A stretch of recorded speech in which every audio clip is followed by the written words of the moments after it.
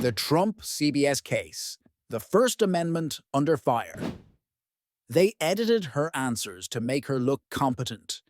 These words from Trump's legal filing capture the essence of his $20 billion claim against CBS, the largest media lawsuit in American history. As of February 25, the case has survived its first major hurdle after a judge refused to dismiss it, sending shockwaves through newsrooms nationwide. The lawsuit alleges violations of Texas consumer fraud statutes and federal Lanham Act provisions, arguing that CBS's editing of a Kamala Harris interview wasn't just journalistic discretion. It was deliberate manipulation that damaged Trump's business interests, including his Truth Social platform. Today, we're analyzing both sides' arguments and what they might mean for the future of broadcast journalism. The catalyst: CBS's 60 Minutes interview and editing controversy. What exactly did CBS do that prompted a $20 billion lawsuit? The answer lies in a single editing decision that became the epicenter of a media law earthquake. The controversy stems from CBS's handling of then-Vice President Kamala Harris's October 2024 interview on the prestigious news program 60 Minutes. During this interview, Harris addressed sensitive geopolitical questions regarding the Gaza conflict and Israeli Prime Minister Netanyahu. The interview itself might have faded into the archive of political media exchanges, but a peculiar editorial decision transformed it into the catalyst for unprecedented legal action. The critical issue emerged when viewers noticed discrepancies between Harris's responses as presented on 60 Minutes versus how they appeared on an earlier CBS program, Face the Nation. These inconsistencies caught the attention of Trump's legal team, who scrutinized the differences with forensic precision. They observed that CBS had aired different portions of Harris's answers across these two broadcasts, leading them to characterize the network's actions as deceptive doctoring of the interview content. The controversy gained significant momentum until February 2025, when the FCC released the complete transcript of the interview. This document provided crucial context for evaluating the editorial decisions made by CBS producers. Trump's initial allegations had been particularly inflammatory, claiming that CBS had essentially fabricated content by taking the answer out in its entirety, threw it away, and put another answer in. However, the full transcript released by the FCC directly contradicted this characterization. In their defense, CBS maintained that their editing decisions represented standard journalistic practice employed by news organizations worldwide.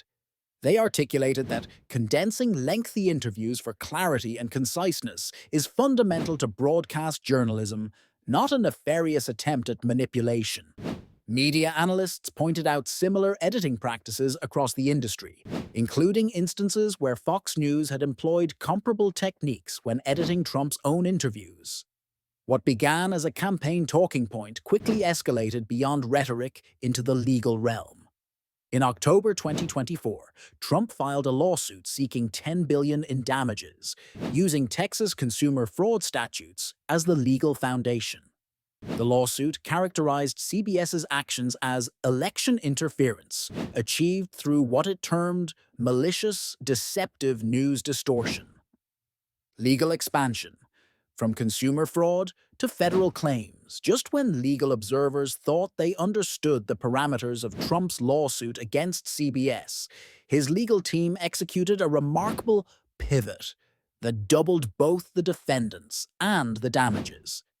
What began as a state-level consumer protection claim morphed into something far more threatening.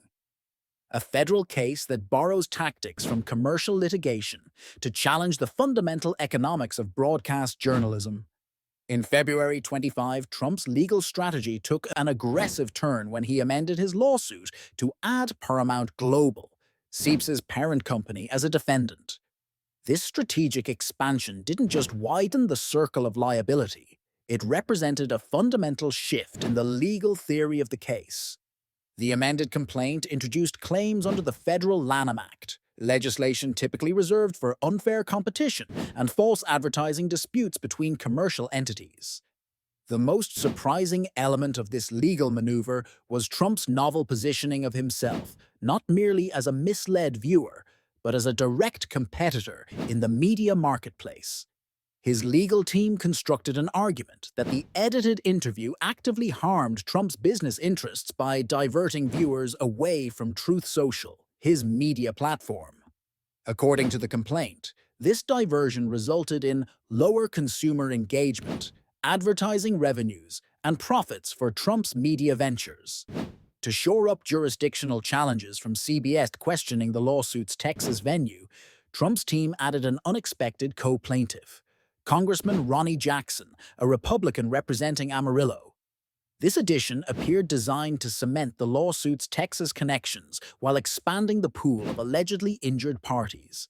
The complaint itself expanded beyond the previously contested Netanyahu exchange, now alleging CBS had deliberately removed multiple segments containing what Trump's team characterized as Harris word salads that made no sense. This broadening of allegations suggested a strategy to portray systematic, rather than isolated editorial manipulation. Timing proved another critical element in Trump's legal approach.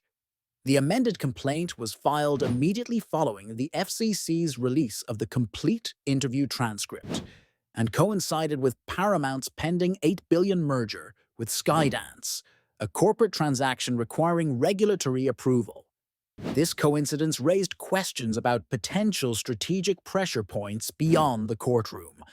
The judicial decision and First Amendment implications behind Trump's strategic maneuvers lies an even more consequential legal development. A federal judge has allowed this unprecedented case to proceed despite CBS's First Amendment defenses. The ruling creates a constitutional showdown that could fundamentally alter the relationship between political figures and the press. The judge's decision to deny CBS's motion to dismiss, declaring it procedurally moot due to the filing of an amended complaint, represents a critical turning point. While the ruling doesn't address the lawsuit's substantive merits, it nonetheless propels the case forward into uncharted constitutional territory, where editorial decisions long protected under the First Amendment now face unprecedented scrutiny. This judicial allowance challenges decades of established First Amendment precedent. Cases like New York Times v. United States established stringent limitations on government censorship, while Miami Herald Tornillo affirmed that media outlets cannot be compelled to cover stories in government-prescribed ways. The 1984 FCC League of Women Voters case further reinforced these protections by prohibiting the FCC from restricting public broadcasters' editorial decisions.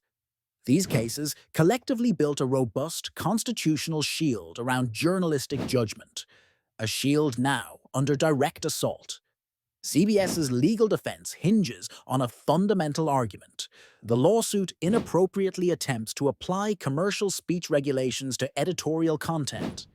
Their attorneys have forcefully argued that there can be no serious argument that President Trump's claim arises out of commercial speech. This distinction is crucial, as both the Lanham Act and Texas consumer statutes were designed to regulate business communications, not journalistic content protected by the First Amendment. The stakes could hardly be higher. CBS and Paramount now face a 21-day deadline to file a fresh dismissal motion while simultaneously navigating the FCC's scrutiny of their $8 billion Skydance merger.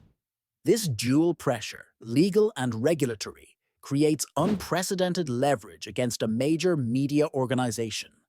Conclusion: as we reach the conclusion of our analysis, it's clear that this lawsuit represents far more than a simple dispute over editing practices.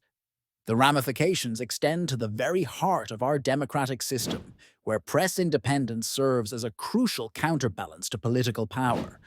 A First Amendment scholar recently warned that this case poses a significant threat to press freedom, noting that if politicians can use litigation to intimidate media outlets, it undermines the very foundation of a free press.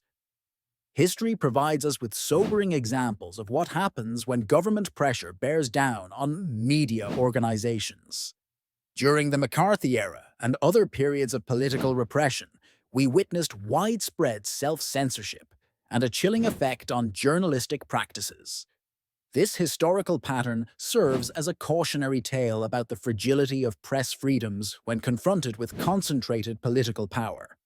The outcome of this unprecedented convergence of private litigation and regulatory leverage will likely reshape the media landscape for decades to come. At stake is not merely a corporate merger or monetary damages, but the fundamental question of whether our democracy can maintain the crucial separation between governmental authority and journalistic independence that has defined American media for generations.